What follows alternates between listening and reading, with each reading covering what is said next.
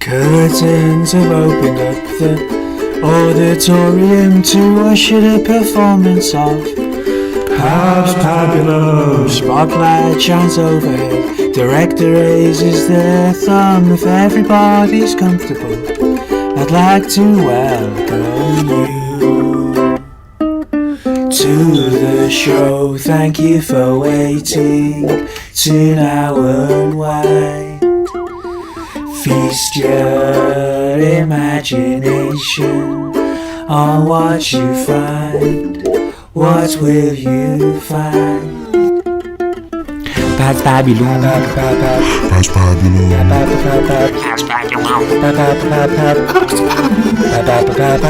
Pabulum. That's Pabulum.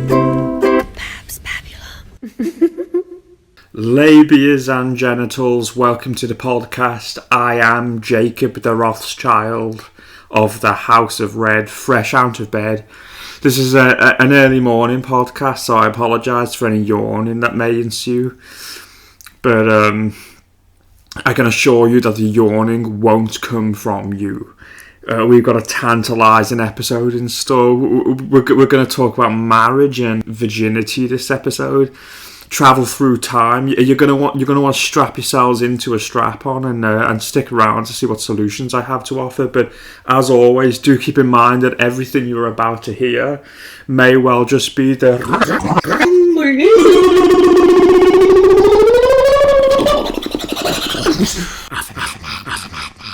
If you ever look into to the history of marriage and virginity, as I did, I had a little ogle on the internet. What you'll find is that feminists have a complete monopoly on the subject, and they're trying to rewrite the history on the matter.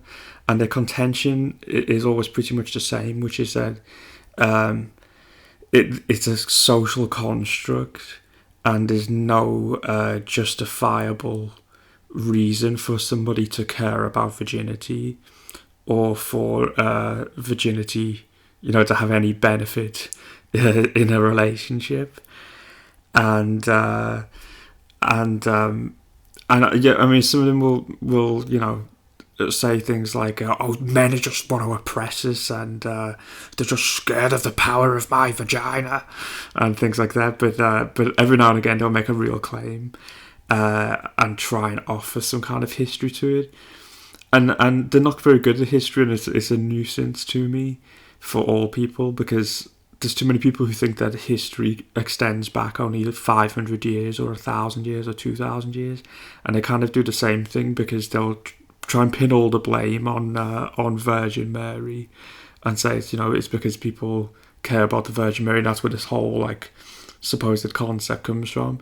I personally don't believe in the story of Virgin Mary anyway, but I think that if you look, you can go further back in time and find the Vestal Virgins of Rome, which I knew a bit about. And in the Vestal Virgins of Rome, they would say that once these virgins would stop lighting the flame of the city, that the city would collapse, and that is what happened. But I don't think y'all are ready for the full Rome pill yet, so that'll be in the distant future. Perhaps we'll go into more detail, but this pretty much debunks the entire claim, because the existence of marriage, the institution of marriage, and the care for virginity is universal. It's in every society. It's not just like this evil Western patriarch. It's all over the world and throughout every time period. And if we do keep with the Romans, their word for marriage was matrimonium, which is where we get our word matrimony.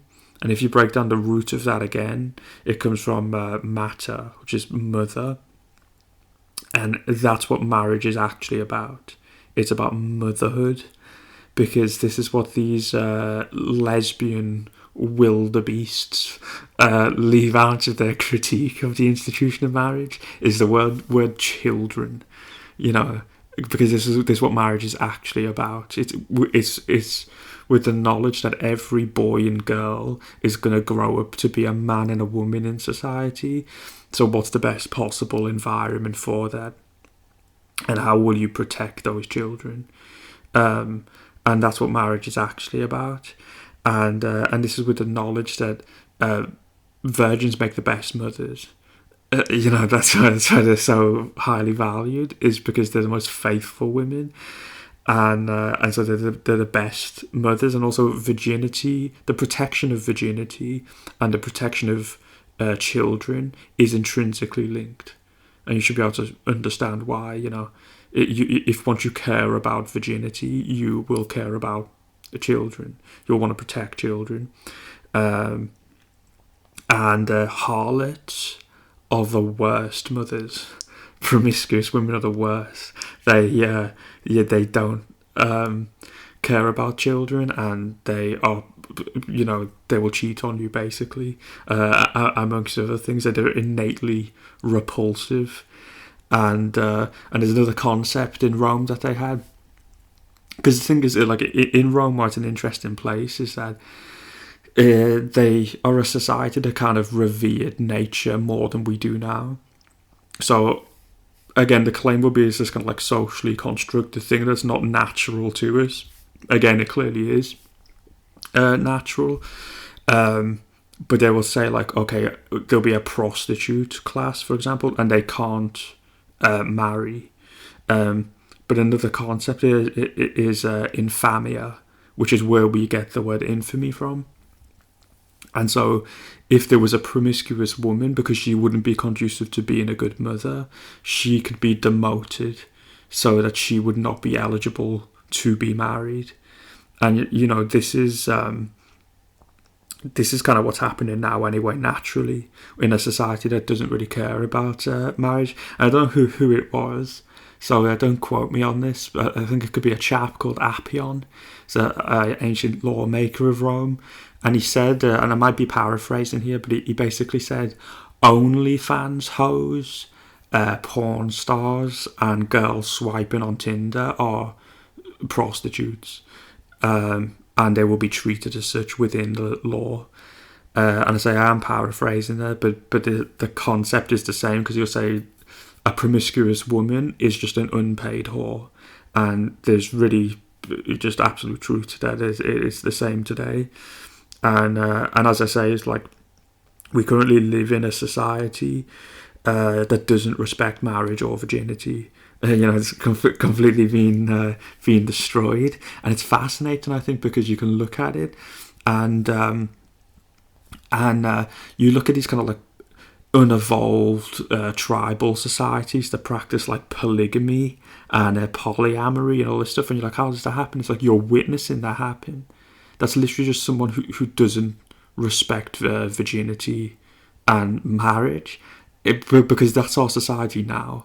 I don't know if you're a girl listening to this, but I think it's something like the top 10% of the single market that are males are with all the other single women. So, there's a good chance you're a concubine right now. There's a good chance if you're single, you're a concubine. You're a man's seventh wife.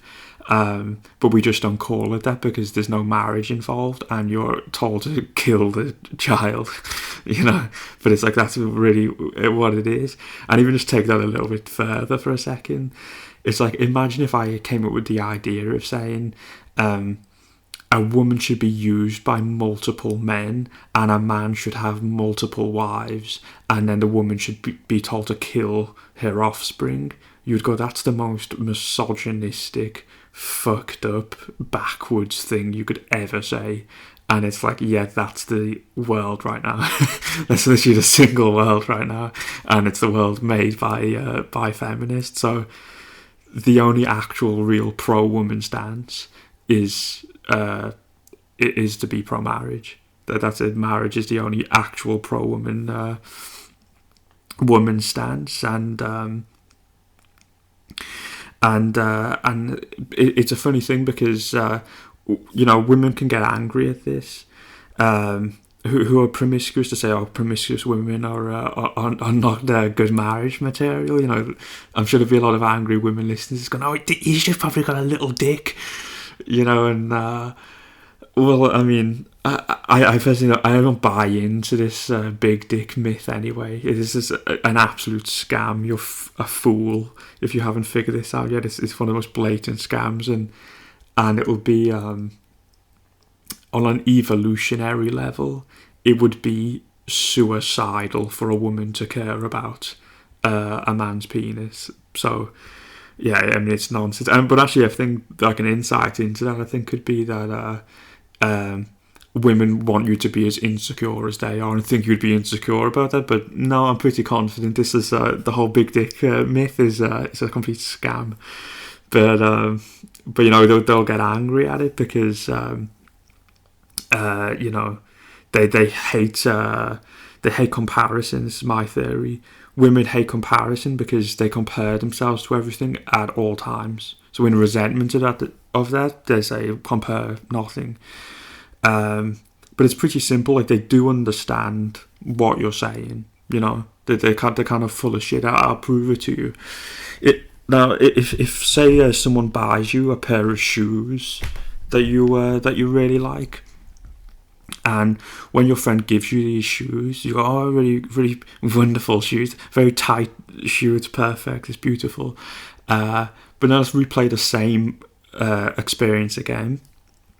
And now your friend says to you, I wore them. I tried them out just to see if they were comfortable. Really, really were comfy. Then you say, okay, well that's I prefer that didn't happen, but I suppose you just wanted to see if it was comfortable. That's understandable. But now let's replay the same thing again. And after your friend says they tried these shoes on to see if they were comfortable, 5 other friends say like, oh yeah, we all tried that shoe on as well. We all thought it was very comfortable. Yeah. You go, okay, well that's very strange. That I didn't expect that, but these are strange times we live in. Maybe it's just a real shoe trying on vibe in this day. It's a forgivable thing. But now let's say the same thing happens again, and then 50 people say, hey, we all tried on those shoes, and a handful of these feet may have had athlete's foot, and I didn't tell you about it. Two of them were black. 2 of the feet were black, and they all ejaculated inside of the shoe. Now, like, the tongue's loose, they're all wide, they're like squidge when you stand inside of them. They smell weird. It's like, you out of politeness, you might still wear them. You just put on 2 pairs of socks. You might still wear them, but in your heart, which one would you prefer? Do you want that shoe, or do you want the brand new shoe? Of course you want the fucking brand new shoe. You're full of shit. Of course you understand the difference. And so it's the same thing here, But just because there's a difference there doesn't mean that now you have to disrespect virgins too. It's like a virgin is a hard thing to be. You know what I mean? Like, it's something that should be cherished and celebrated in a society, because it doesn't mean that a woman who's not a virgin is bad. It's just that's a hard thing to be. So it should be celebrated. And the thing is with like the whores and the promiscuous women. Maybe I should have said this before too. Is that promiscuous doesn't mean sexual. Like, you can still have sexual souls that exist, and they would they're good for a marriage. That just means you're going to have a lot of children and a lot of good times. But when we talk about promiscuous is different. Promiscuous is rabid, rabid and unfaithful. Murderous. But even for those girls. What that really comes down to is they're rebelling against repression. That's what it is. You have a century of repression. You're going to have a century of rebellion, and there's this kind of eternal war that's happening. And the only solution for this, I think, is to take the middle path.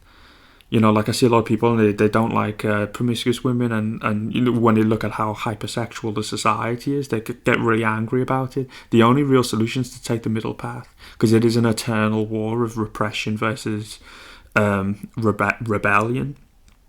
You know, it's an act of rebellion that they're going against. They're rebelling against the fathers, and it's like. But yeah, people will they'll attack the symptoms, not the cause. So they're rebelling against the fathers. The real problem here is that the institution of marriage has been damaged. It's completely destroyed. So then the role of the father in society has been diminished. Families are being broken up. When you have a broken family, sexual abuse is so much more likely, because you're not going to be able to protect the children, you know, and in turn this will lead to promiscuous women. I know they'll all get offended by that and they'll get angry, but that is the truth. That's where promiscuous women come from. It's fatherlessness, it's sexual abuse, and feminism, which is actually just the philosophy of sexually abused women. Like, you look into any founding mother of feminism, you look for yourselves. As your little early life check, they were all sexually abused, and that's why they say like, oh, you're going to be promiscuous, like that's the natural state of women. It's like, no, that's the natural symptom of sexual abuse. But again, going back to the kind of like the blaming, like, oh, I'm going to blame this. Well, like, I hate whores. It's like you're going after the symptom, not the cause. The real solution here is to fix the institution of marriage, to be a good father, and to prevent sexual abuse. Like, if you don't want whores in a society, like, that's what you have to do, you know. And while the whores exist, just take the middle path. There's no point to condemn them, but to say you don't condemn a whore, it means, okay, that doesn't mean that you should now not praise virgins. Everyone in society should still praise the virgins there, because it's a hard thing to do, and it's good for society. And if you're going to protect the children, you need to do that. You need to respect virginity. But as we were talking about taking the middle path, is another thing why it's possible to do this, because, you know, okay, well, there's enough degenerates that will kind of be with the horse, and the horse serve a function, which I'll get to later. But I do draw a line, which is, I think that infidelity should be the death penalty. Now, I should clarify here. I don't mean infidelity of today, because if I said that initially, there could be maybe a in this kind of vaginal society, we'll go, yeah, like, if a man cheats on a woman, he should be shot. But it's like, there used to be a linear progression of society where it's like there's boys and girls, and then they evolve into men and women, who in turn evolve into husband and wife, and then they become mothers and fathers, and they become grandmothers and grandfathers, and that used to be the way. So it would be very easy to like apply laws to a society. So going along with this idea, if this were the case, I would say if there's a boy and a girl, if that boy is unfaithful, it's like that she might be infamia. This girl, you know, she might not ever get married anyway. So yeah, you're gonna shoot like a 16-year-old boy? That's insane. Where this really applies, because again, you've got to ask her, why would this be a crime? And people like, oh, because, you know, you hurt a girl's feelings, you broke her heart. And it's like, no, you shouldn't have any laws based upon her feelings. You'll see the nonsense of this with the phony hate speech laws. It's like, it just becomes completely subjective. It's never going to last once you start to bring emotion into law. That's not why I suggest this. The reason why I say this should be the death penalty is that it really only applies to a married couple that have children and someone from outside. Because again, they could fuck anyone in the world. Like, they could be with any single people that intentionally try to fuck with this family. Because you're not just messing with the husband and wife, which you are doing, but that's not the importance. It's an attack on those children. That's really what it is. This is an attack on children. And as I say, it's not just that event. It's like it's really immeasurable, the damage of a broken home, because when, say, like, if they were to break up as a result of this, then it would be those children might not be fucked up in their future relationships. They might commit crimes, and they'll fuck someone else up, and it just ricochets. Like, it's an immeasurable thing. But if you just look in the world today, you'll see it's 100% a real damaging thing. I mean, there's another thing they had in Rome too, which was called irrematio, which was basically if a guy fucked a husband's wife, that husband would get to fuck this guy in the mouth until he vomited. And I say we bring it back. You could fuck him in the mouth till he puked and then kill him. And I think there has to be some kind of a deterrent. So maybe that's it. But it's a funny thing that you say, like, okay, you're okay with hoes being hoes and people being promiscuous with each other, and then you just say, like, oh, but just not this one thing, because it is kind of like the Garden of Eden. At that point, it's like you can eat from all of the fruits, just not this one. And they'll go, yeah, I mean, we just don't want to be shamed. Like, we just want this one. And then the next thing you know, they're like, oh, okay, let's set up an Ashley Madison. Like, oh, I'm going to fetishize, like, oh, I sleep with someone's husband. And, of course that happens because their father in the fatherless state is, of course, the snake, Satan Trismegistus. So that's what happens. But as far as infidelity is concerned between two married people, although I wouldn't encourage it, then there should be like a punishment for it, but I don't think it should lead to divorce. The same thing for a married couple that have no children. I think you can have an annulment at that point, but the idea this is going to be a divorce is completely nonsensical. I mean, I'm completely against divorce. I think it undermines the marriage entirely, and because if you really think about like the progression of those things we were saying, like, okay, a husband and a wife now become a mother and a father. That should be a development of those people, because you've now sacrificed your life and gave it to your children. So now it's a completely selfless act. So why would you then put your selfish emotion ahead of your selfless sacrifice to your children by going like, okay, well, of course you don't want to encourage infidelity, because that's not what you want to do, but it's like the children are more important, and you're going to fuck them up, so it's like it just completely undermines the marriage. And of course, like I say, I don't want to encourage infidelity. I mean, I think some actions, shouldn't really be considered infidelity. I think that, like, your sister should be able to give you a foot job. I've never heard any moral argument as to why that should not be the case. I think your sister should be able to give you a foot job. I think a ball suck. No one's ever fell in love from a ball suck, but women's jealousies are volatile things, so you just have to say, because I'll say those things to exes in the past and it never worked out well, but you just have to go, okay, you'll toe the line, but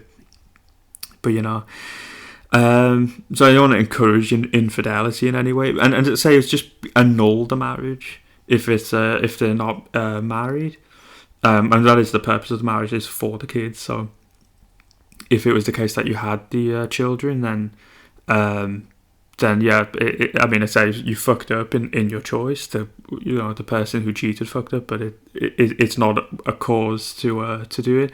A lot of people go like, okay, but what if like the husband beats the wife, or like, oh, what if like the guy goes to prison for 80 years or something? It's like, in those hypotheticals, it's like, yeah, you can understand it. That's not unreasonable to say at that point a divorce could be reasonable. But like I say, when you look into marriage and the collapse of civilizations, two of my favourite pastimes are like, you'll notice that the civilization tends to fall once they accept marriage. Once they accept a divorce in the marriage, because it always becomes a frivolous divorce, and that's really what it is now. You have frivolous divorce where it basically is just an expensive relationship, and that's another thing too for the ones that have no children. I used to not care about that too, that the divorce of those people, because it's like, well, there's no kids involved and it's just an expensive relationship. I started to change a little bit with that, where I think there's still ambassadors for marriage. So if they do get a divorce, they deter other people who aren't married to get married, because they're like, well, that guy wasted all his money and ruined his life, I'm not going to do that. So I think that everyone really has a duty to, if you're married, to stay together, but I say that primarily for children, and the whole point of marriage is for children. Other things have also, of course, undermined this throughout the years, but like I say, if people say, what about this? What about if they beat the people? But it's like, you're kind of talking about a marriage where the father has no involvement in the marriage. Like, this doesn't really happen in a pre-divorce marriage. In the institution of marriage prior to divorce, this wouldn't really happen, because the father has an involvement, and the role of the father in a marriage cannot be understated. I mean, some people say I'm a comedic genius, but I think that America's gone through a real golden age of stand-up comedy right now, and I think that even despite it being a golden age, I think that Louis cum Knuckles C.K. is one of the is by far the best. And I think anyone who says it's Dave Chappelle, if anyone ever tells you Dave Chappelle is the GOAT, they're an ethno-masochist. Dave Chappelle's not been funny for about 20 years, and you could listen to any one of my podcasts, and they're better than any one of Dave Chappelle's Netflix specials. Dave Chappelle is a hack, and I don't care what the Wiggers say. You can come at me, but no, of course Louis C.K. is the best, and I do love Louis C.K. But he just has some of these questionable takes sometimes. And one of these bits he was saying, oh, my friend has a teenage girl, and he's worried about her having sex. Because he says, oh, she's going to have sex soon. What do I do about that? And the whole joke is Louis C.K. goes, oh, you don't do anything about that. That's got nothing to do with you. Like, you've got no involvement in her having sex. Like, and everyone's clapping and laughing and cheering and going, oh yeah, it's really, that's really funny. But it's like, actually, the other guy's completely right. Like, and that's just a very wild Jew take, because you should want an involvement in who your daughter's with, and it's like this wacky liberal parenting, and it's going back to that thing before of like the progression of life and manhood. It's like to be a father is to be a role. It's not just, if you don't see it as being a role, you're really just like a sperm donor for the state, or a surrogate for the state if you're not an active parent. And what that's basically saying when you say you have no involvement in who your daughter's with, I mean, you're basically saying like you're not observant. You're not observant of the fact that every woman, if she's promiscuous, is going to be treated differently. The more people you have sex with, the more differently society is going to treat you, and that's absolutely natural for everyone in society to do that. You know, so the idea is you just like try and lie and not tell that to your daughter is like, that's insane. You know, that's not a loving thing to do. That's going to harm your daughter. So if you want to protect your daughter, which is your job as a father, then you have to care about who she's going to be with. You know, you can't just say you can just be with anybody, and you can't say it's okay for you to fuck as many people as possible. It's really empowering. And this is the point with a marriage, and this is why a father gives away his daughter in a wedding.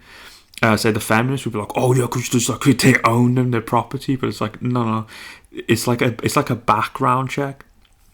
So going to that idea before of like, okay, well, what if this happens? What if that happens? It's like, I'm in my 20s, and I can know a man's intentions within 5 minutes of speaking to him. So you could think how much of a simp you have to be like a 50-year-old man, and to say like, oh, my 20-year-old daughter knows more than I know. Please don't cancel me. You know, it's like it's just retarded. It's like they won't know more than me when I'm 50 years old. So I should be having a say in this. You know, it's almost like an ancient criminal background check. It's what it is. It's not that it should be domineering. It means that it should be an arranged marriage. But it's just like you have a second eyes and ears to make sure your daughter's safe, to make sure she's not going to be with someone who's going to beat her, because those things again, and in this hypothetical too, it's like it doesn't really apply. It's not really a logical thing, because it's not like these kind of like domestic abuse things are mostly married people. It's mostly unmarried people who are fatherless. It's like it's the same real problem.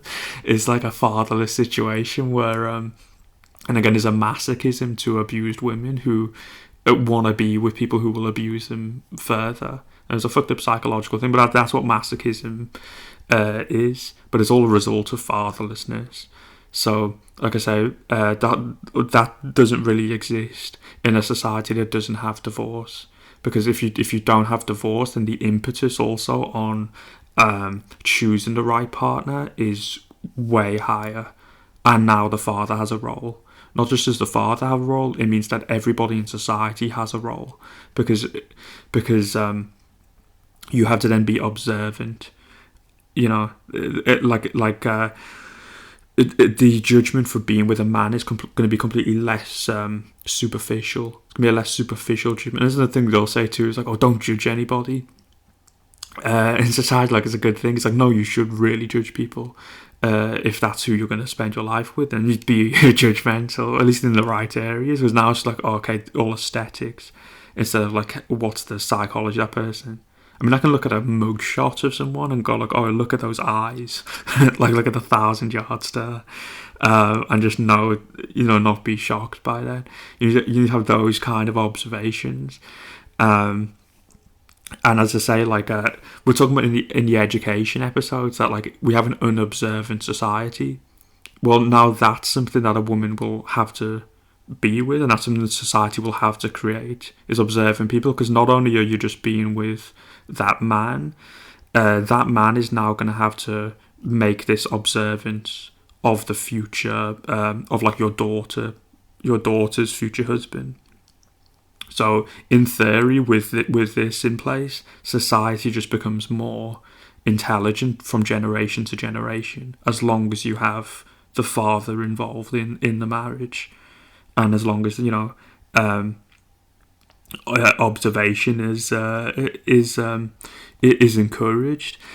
And I say the fatherless are always a part of the state. It's like people either trust their father and they love their father and they respect men and their father, or they parrot Satan Trismegistus. They're just part of the state. It's like, I don't know if you noticed, there's no original thought happening.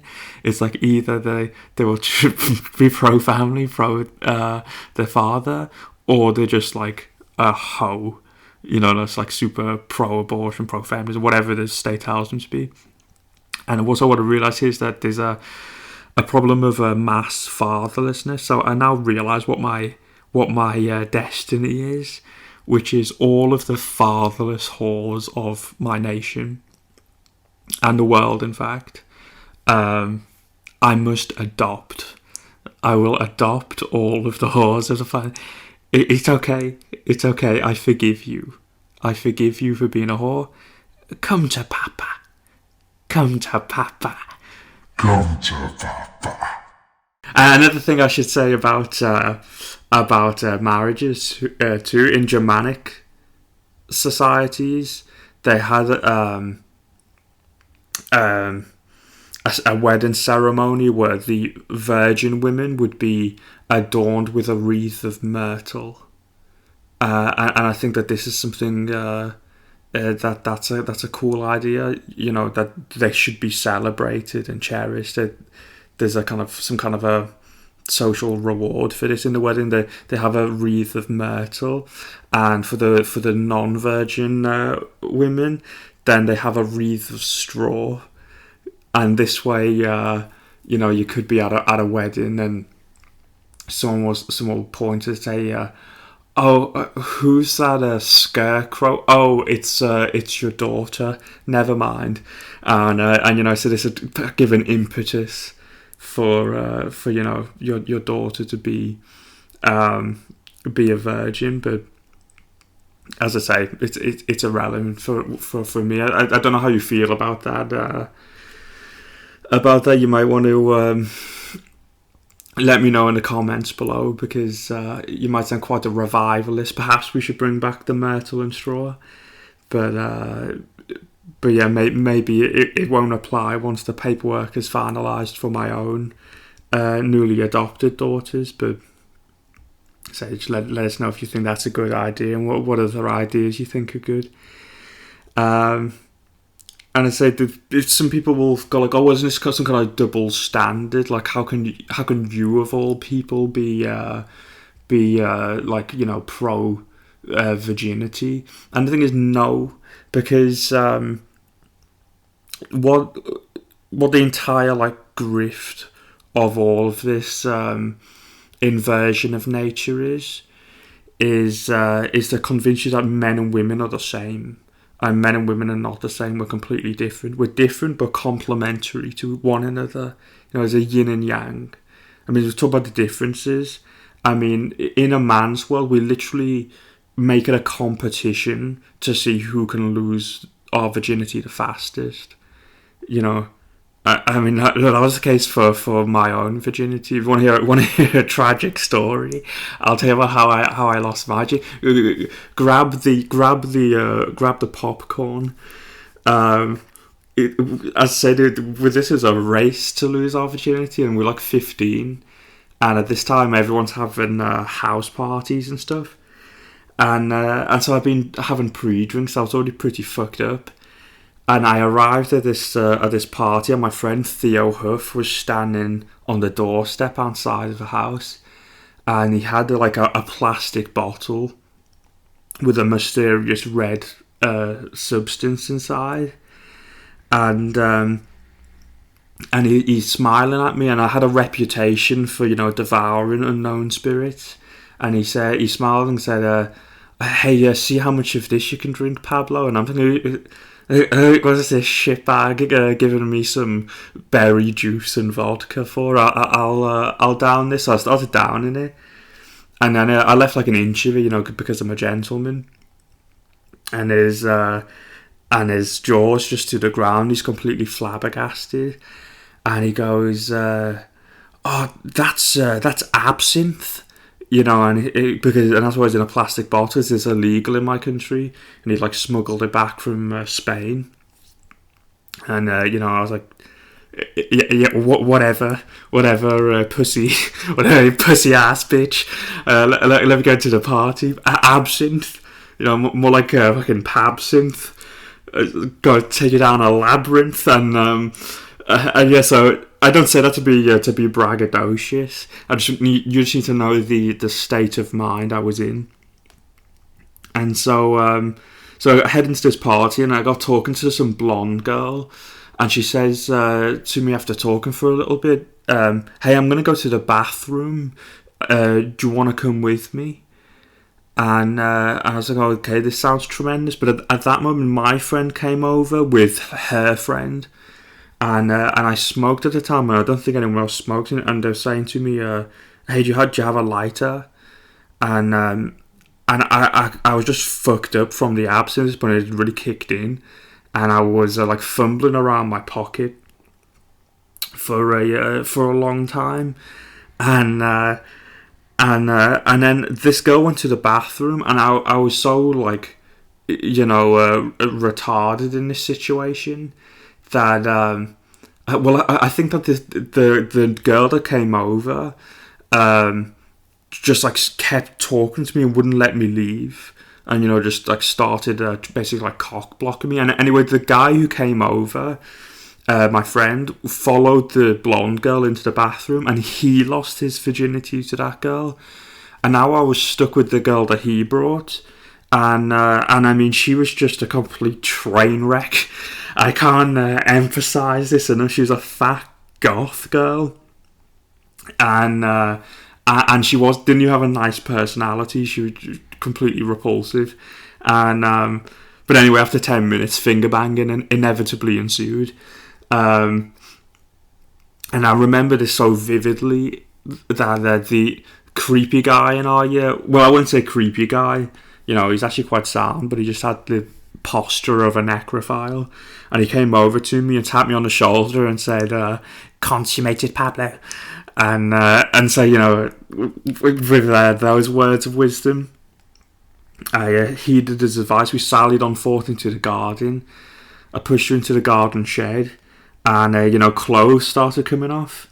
But I didn't know whether I should take my penis out or a Pokedex, because her body resembled a Snorlax, just these tiny tits and a penguin physique, just a bulbous belly, and then I just started eating a pussy dreadfully. I mean, just disastrously, just looking cross-eyed at this big meaty clit, and started trying to do the Emil Heskey, and I think at one point I tried to spit on and I got a leg, and then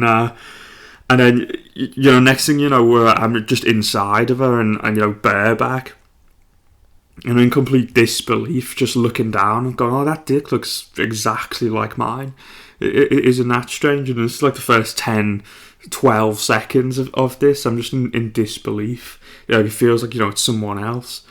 And then I'm just kind of looking down at it, and I just like feel this like sick coming up. And then and she just has like this like panda-eyed mascara, and they're rolling every time I jab it in and out of her. She's just like, these panda eyes are just rolling. She's just looking like a fucking meatloaf. She's looking like meatloaf, and I'm lamenting that I ever let the bat out of hell. I'm wishing that it had a swift return ticket, and I just every moment that passes, I'm just looking down, and I feel more sick coming up, and I just can't express how many social classes below me this girl was. I mean, she was a 2, and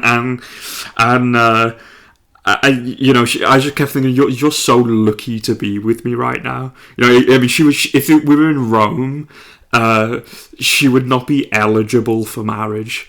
She was a plebeian to my patrician.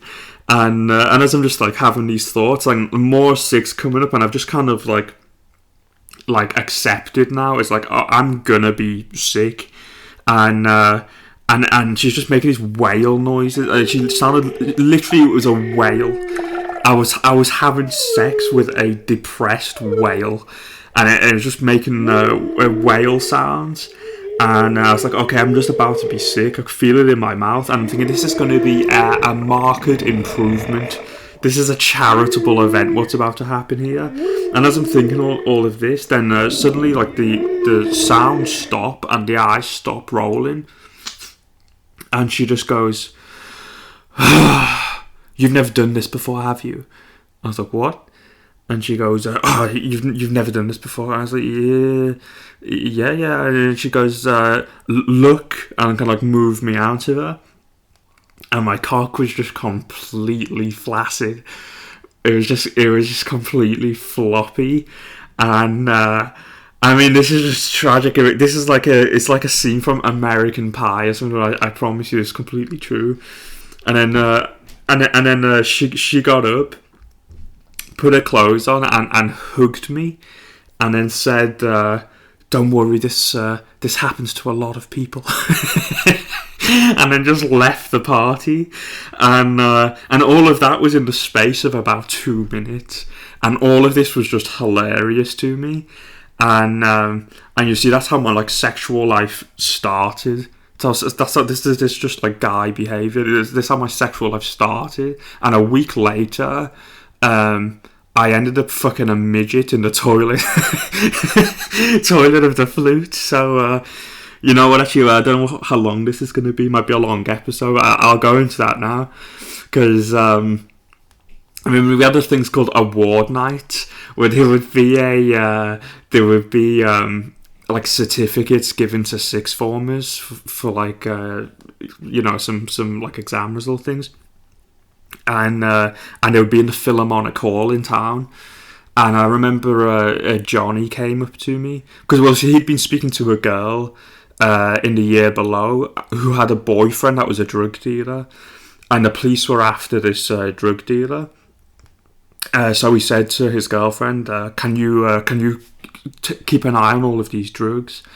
And but she didn't want to keep them in a bedroom because, like, if her mum cleaned a bedroom, she might find a drug. So she went to Johnny. "Hey Johnny, can you look after these drugs for me?" And Johnny said, "Yeah." And then the first thing Johnny did is come up to me and go, "Hey Pab, do you want to snort this speed with me?" So I was like, "Yeah, I mean, you know me quite well." So we went to the Philharmonic Hall car park, and it's just a hench bag of speed, and we're just taking keys of it. And this whole event, I remember just being fed Starburst by Sarah Maxsood, feeling like I was inside a Sgt. Pepper song, just whilst the orchestra plays, and I'm just shivering with a smile on my face. But after this event, everyone said, "Okay, let's try and get into nightclubs in town." And then we came with the idea of playing Pull the Pig. I don't know if you know what the game Pull the Pig is, but basically it's that everyone puts in an amount of money, say like a $5, and then whoever gets off with the ugliest girl gets all of the money. And that's Pull the Pig. So it was like, okay, let's play Pull the Pig. But we didn't get into any of the nightclubs. The only place that would service is the Flute on Hardman Street. And so when we got in there was just like a midget at the bar. And my mate goes to me, "Hey lad, I bet you can't be with her." And I said, "I bet you I fucking can." And I was feeling confident. And actually, I don't know what I said or what I did. This was purely the power of the speed, because I wouldn't have the confidence to do this now. But honestly, within like 10 minutes, I was just like rattling her in the bogs, just balls deep in this munchkin, and then I hear like banging on the door while this is happening, and the door like kind of like got thrown open, and there's about like 6 midgets. Well, I want to be politically correct here, of course. If you know anything about me, I love to be politically correct. I think that the correct term is midgei, just a gaggle of midgei. And like, "If you don't come with us now, we're going to leave without you." Just talking at the door, and the thing is, by that I didn't even win the game. I don't know if you remember. It was actually Beelzebub. If you go back to episode 1, my friend Beelzebub, he won because he got off with a bird that just looked a spitting image of Carlos Tevez, just like the kettle neck and everything. So I didn't even win. But the thing is, I there's times where I wished I was a virgin. No, because after this, it's like I've been with like prostitutes, been a sex addict, been with like all kinds of debauchery, and so there was a time after all this where I started to calm down a bit, where I was like, okay, I kind of wish I was a male virgin. It wasn't that much of like a valuable experience I felt, but really I was being unobservant, because the truth is that women weren't repulsed by it, by like a man being with a lot of women. And in fact, I actually remember when I look back on the times where I was I was a Lothario. It's like I actually ended up banging a couple of girls purely from them knowing I'd been with a lot of women. Like they had no interest, and then they found out, and their eyes like lit up, and it's like, yeah, they're not really repulsed by it. And I think I'm trying to explain this. It's just the difference between men and women.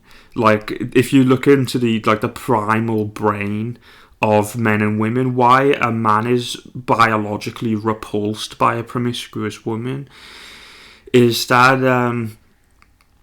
until like 100 years ago, if a man has sex with a promiscuous woman, he might end up pissing blood, going crazy and dying. He might be killed. His children might be killed by that woman, and she's probably not going to be faithful. Like there's not really much reason to want to be with that woman. There's no reason a man would find that attractive. Whereas a female, the primal brain of a woman, they see all like the other women finding that guy attractive, and all the men patting him on the back, and they just go like, oh, that's the king, that's the leader of the tribe.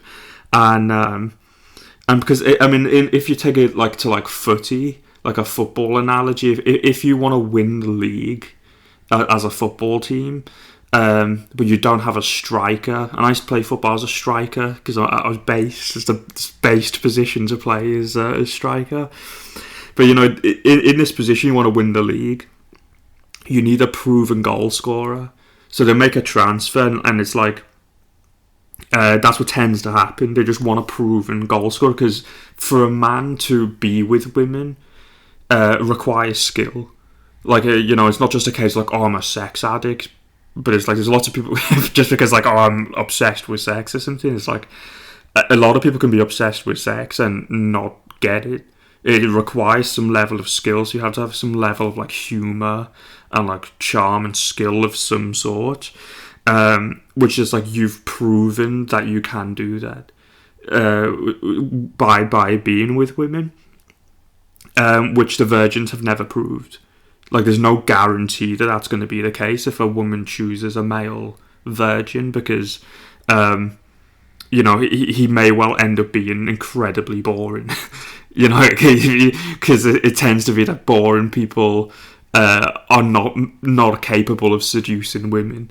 So yeah, you run the risk of that. And anyway, like I said, I started looking into this more, and I think that male virgins shouldn't be praised, because a male virgin is just a female whore. Like there's really no difference. Both of them require no effort. So why most whores are actually like fat and ugly. It doesn't require any effort for a woman to be a whore. That's why it's not praised. Well, likewise, it requires no effort for a male to be a virgin. It's not like he has to walk down the street and he's like fight off pussy every day, and like there's naked women throwing themselves out and go, no, please fuck me, please fuck me, and like oh no, I must stay resolute and faithful to God, and it's like that. He has to fight. It's like if you want to be a virgin, just lock your door. There's really no effort that has to be put in there, and this one I kind of noticed too. I don't want to shit on them too much, but I really can't bring myself to think it's ever going to be a cool thing. It's, they tend to be very boring, weird people who are school shooters. And another thing, if you go into stats, I personally think stats are gay.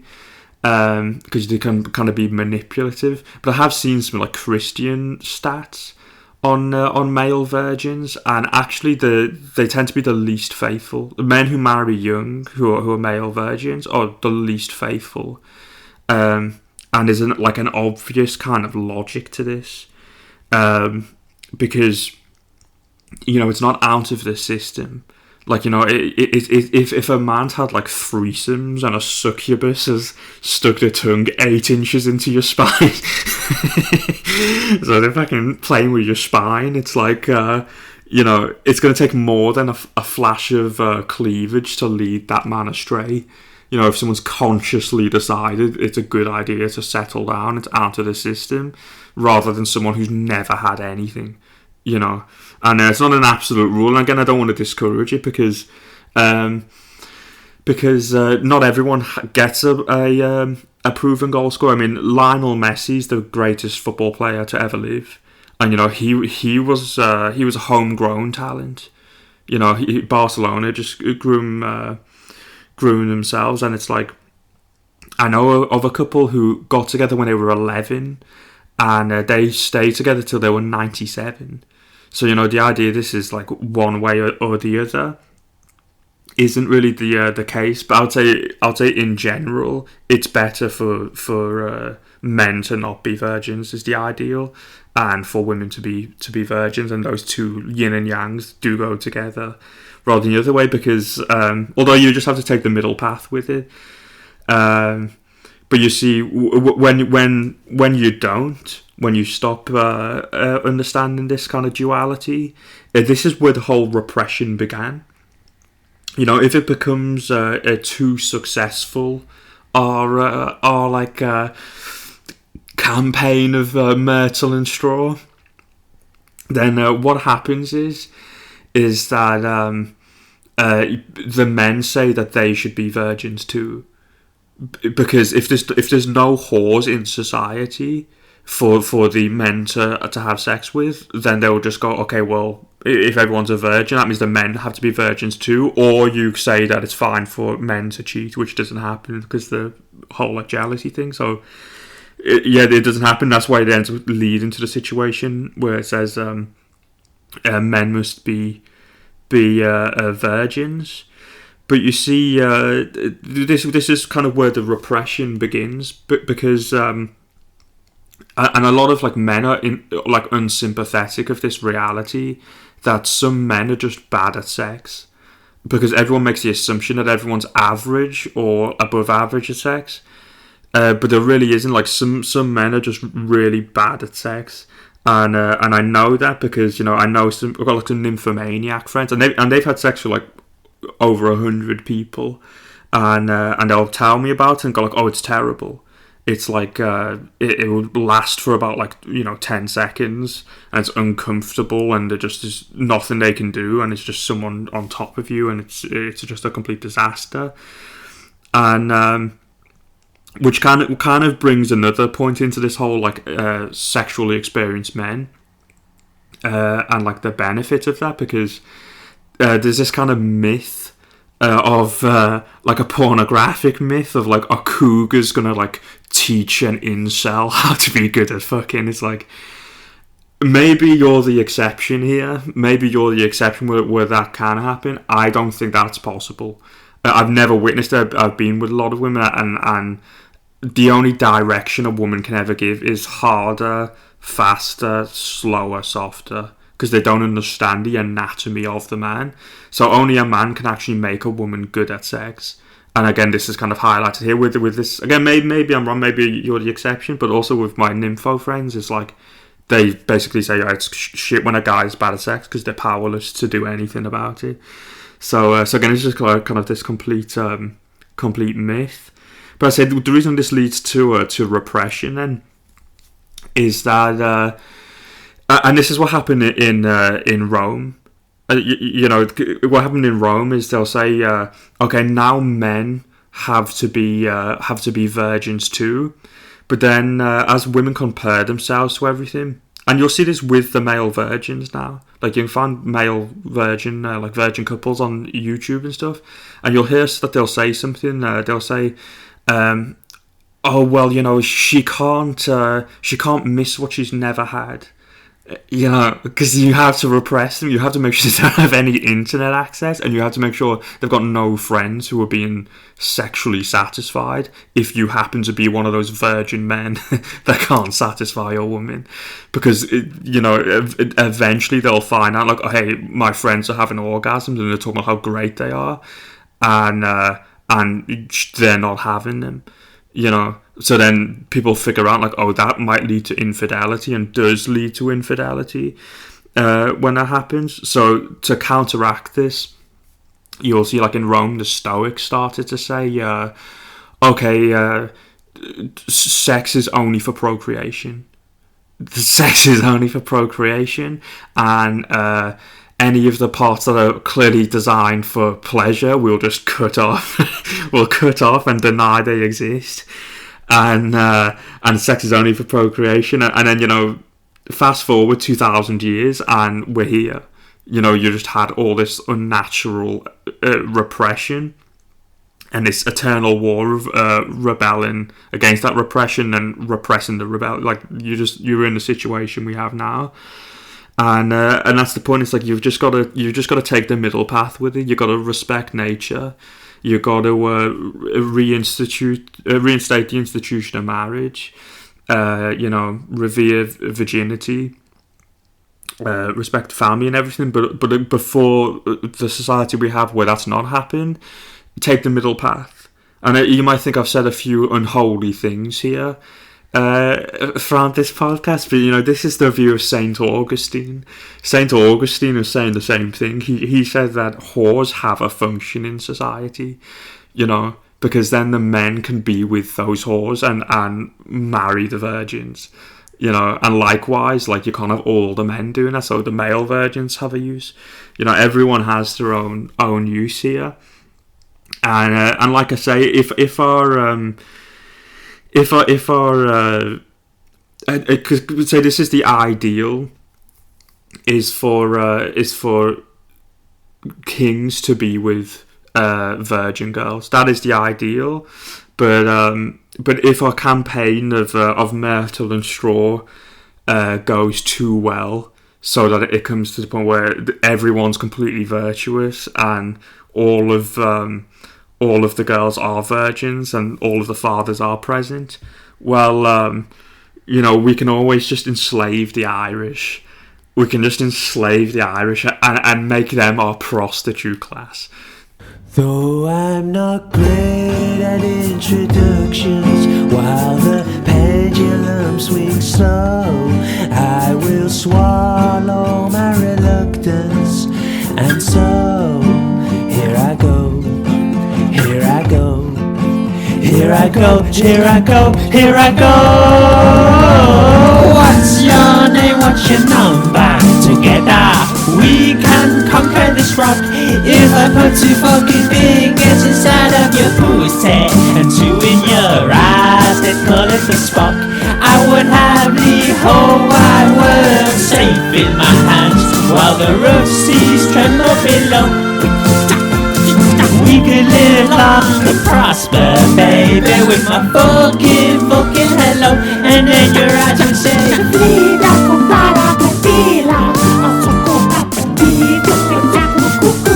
I hope it was a greater pleasure knowing me as it will be knowing you.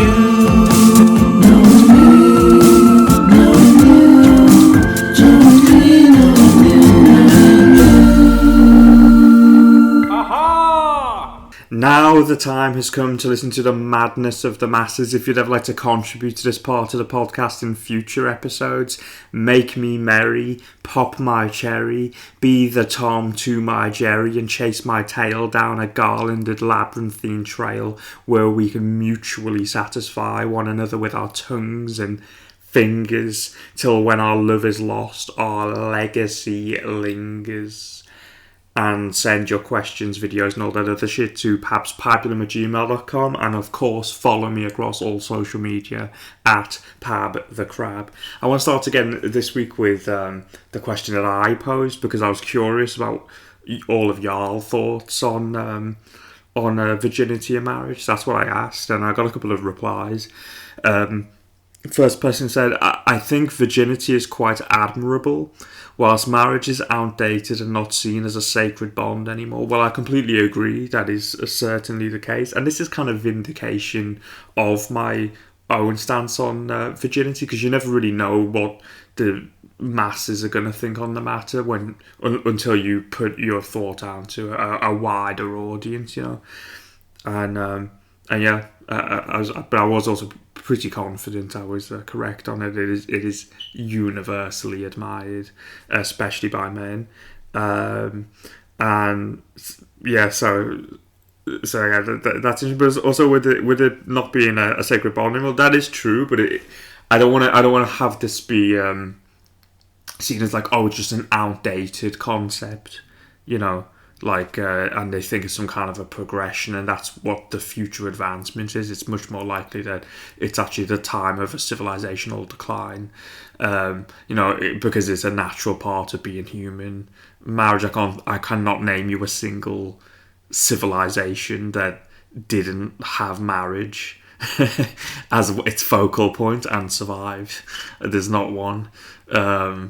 And yeah, if a nuclear bomb was to be dropped right now and we all had to start from scratch, I'm sure marriage would grow out of that civilization, because it's a natural part of being human, the same way, you know, yeah, I'd expect music and poetry and a nation and whatever else to also arise out of you know, the kind of post-apocalyptic world, because it's just a part of being human. So I think marriage is very much eternal to the human story. I waited to get married to lose my virginity and don't regret it at all. I have 5 beautiful children and a wonderful husband. Couldn't imagine it any other way. An inspiration to your nation. Thank you for your cervix. I expect this to become the norm in the coming generations, but you're no doubt a trailblazer in these degenerate times, and it's beautiful to know that God's blessed you for staying resolute. 5 kids is amazing. I bet there are feminists that fucking hate you, you know, but seethe and cope, I believe, as the old proverb goes. A couple of people asked about my own virginity loss, but I already answered this on the podcast. I probably didn't tell the story as great as I could have. I'll probably retell it again a year in the future when you've all forgot about it. But yeah, there's not really much point in me boring you by repeating it. Hello King, just saw a story of the oldest divorced couple after 60 years of marriage. The woman still kept love letters from her ex. The husband found out and divorced her. Do you think it's a good decision? I mean, well, I think it's fucking retarded. To be honest, I don't even know if I believe it, if I'm being completely honest, because it's just so ridiculous that would even be a thing. And why would you tell a newspaper that? Like, in all likelihood, there's probably, I imagine, some other reason as to why a divorce actually occurred. This is just the reasoning given. But yeah, I mean, it wouldn't be justifiable. But then also, I can't imagine her actually being in a relationship for 60 years and then secretly being in love with some other guy or something like that, as it seems to be suggested. Yeah, I mean, I don't know what to think about it, to be honest. There's so much to go through with it, and also simultaneously nothing of substance. I can just say it's retarded, but it's another example of like the frivolous divorce that it all, and the clown world, you know, media stories you get. It's not even remotely surprising. And we got a video that's being sent in, and a question along with it, which is, have you ever been to India? Baby, we want to see your nudes. come on, show us your nude, baby. Show us the nudes, I motherfucker. love you. We love you. Well, technically I have been to India, but only for a day. I only stopped over for a day, so I haven't really been properly. If I was to go, I want to go to Varanasi. So if there's a proposition from these gentlemen to show me around, but that's what I'd like to see. And this podcast is pretty big in India. You know, I've been checking the old the old anal itics, and this podcast is huge in India. We got a big Indian fan base, and so yeah, I mean, anyone out there wants to take me out for some sagaloo someday, fucking put some what's that, gulab jamming, stick one of those in my ass, you know, feel free. And yeah, no, mate, and I'd love to also interview some Agori for the pod. You know, maybe dine with those mad lads. We did get another video, and there was nothing attached to this one, but as often seems to be the case with the ones that have nothing attached, pretty self-explanatory. Look on the roof. Hey, he rooftop motherfucking getting it up here. You ever fucked on a rooftop? He has. Hey, she popping it. Look. Hey, this nigga lasts longer than me. Hey, this motherfucking killing it. I'm gonna get in closer. Oh, let me see. Hey, look at him slapping that ass too. Hey, he got the hand on the butt. Oh, he smacked that shit, G. I swear. Oh, look, G, nigga, on everything he's smacking. Hey, smack that little B ass. Smack that motherfucking B boot. Oh, he kissed that ass too. Look at him. Oh, get it. Oh, he killing though. Come here, look at this shit. Oh, he's smacking it. Oh, hey, he fucking getting it. Eating the butthole while he hitting it. Hey, he's smacking it, licking it. Hey, this be a motherfucking free. Oh, shit. Nigga, he hit it with the finisher. Oh, he switched positions. Oh, nigga, they're flying off. Yes, my call has been heeded. I love it. More nature videos, please. This was actually a setup with a trans bee, a honey trap of sorts, and that's a pun two ways, a little versatile pun. That's why the bottom bee panicked when he realised the whole thing was a sting operation, and his sting was actually just a giant black and yellow cock, a Blasian bedfellow, and the other sting was just a huge poisonous ass. Anywho, not to be a buzzkill, but I don't think I can add much more to the OG commentary here. My hat goes off to them.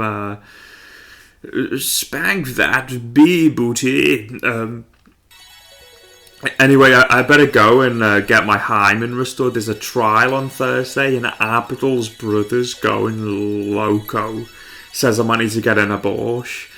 I know we had less segments this week, and that will happen sometimes in this battle to get it down to an hour. I might set off a firework on the podcast the first time we manage to achieve it, though. But I hope you enjoyed yourselves nonetheless. Thank you for listening to everyone that contributed. I love you all. Every single one of you that enters my kingdom. Make your father proud this week. Don't overthink and don't underdo. Analysis paralysis is a real thing, so you must attack your day with bravery and confidence. Don't let perfectionism lead to postponement. The world is waiting to see all you have to offer it, and don't be scared. Though we're all capable of experiencing anxiety in this life, we also have the capacity to be absolutely fearless. This is the part of yourself I want you to feel. Find this fearless part of yourself and ask what your life would look like without any fear. How would you live a perfect day without any fear? Think about that and think about what it means. Whenever you see a fear or doubt arise in your mind, just watch it drift. Deeper and deeper and deeper, down softly into a bed of forgetfulness. You have my love and support. All you must do is sleepwalk towards your destiny. You will return here next week 1,000 steps closer to it. And there's some things I'd like you to know about me before I depart. When I was 6 or 7, I had a collection of hats I like to wear, and my favourite of them was the beret, and I'm also partial to some pan au chocolat, and my birthday is 5 months away. So with that in mind, we're played on this week by a French band called Canavo Goodbye with a song called L'été, which means summer, I believe, summertime, and it will certainly get you hot under the collar. It's a sexy tune, sonically sumptuous. Its delectable nature grows with every decibel. It will have tes frères et tes sœurs shaking the derrière. Follow them across all social media, and do check out their YouTube channel also. When you introduce yourself, be sure to kiss the cheeks.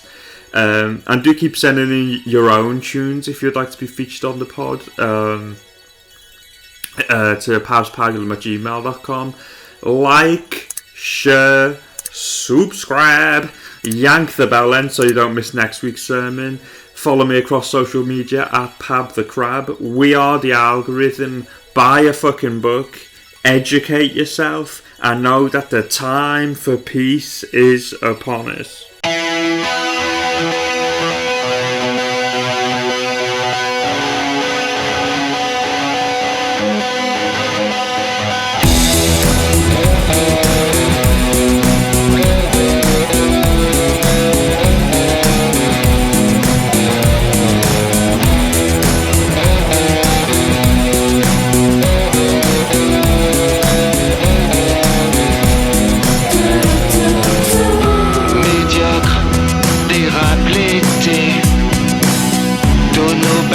Sur champ d'acier,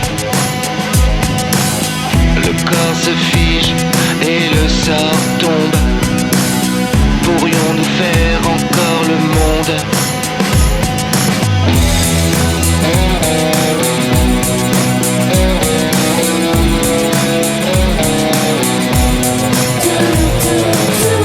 Médiocre, l'après-midi, serviette sur plage, le corps qui cuit. La balançoire n'a plus d'enfant, ne reste qu'un silence béant. Le temps se confond en secondes, rien ne s'écrit et le chien tombe. Le temps se confond en secondes, rien ne s'écrit et le chien gronde.